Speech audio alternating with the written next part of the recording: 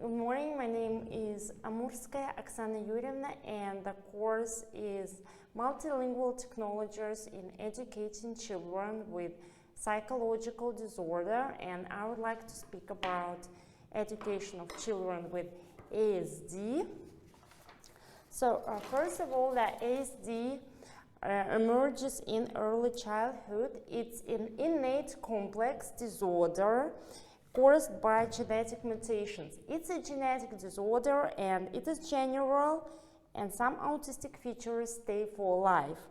It's not determined by nationality, location, or upbringing, and I would like to state out that this is a spectrum disorder. It is classified according to the assistance required. So the clinical features of ASD are social disadaptation, lack of shared interest, turn-taking movements, and lack of visual contact, speech-specific disorder. There are several pragmatic features like repetitive behavior, the quick speech, the inability to observe the reaction of the partner, the dominance of the topic of conversation, and the disordered selection of topics of the conversation. And shown there are some corresponding problems like hyperactivity, epilepsy, mental disability, and other types of disorder. So there are some certain challenges like distraction and disability to cope, which you can actually observe on the slide. And the learning process of kids with ASD should be developed the following way. So here are some recommendations for teachers which they need to avoid. And here are some areas of teaching an ASD child. There are some general principles of teaching such children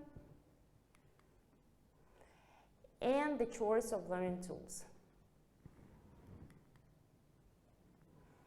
Okay, here we can see the example of visual aids and like learning Russian personal pronouns, because we all know that children with ASD observe certain difficulties naming themselves like I. They prefer to use we or you, so using pictures, this is crucial in their education. And social stories can be a great aid in teaching such children. Like, for example, I'm a great pupil, which you can see in the slide, which helps to regulate their behavior in the classroom. For example, here we can see a social story of bullying, which helps to cope with bullying, which is a common problem, unfortunately, in our schools. Here's a visual encounter, and this is the selection of actions which they should follow if they, for example, have to leave the classroom.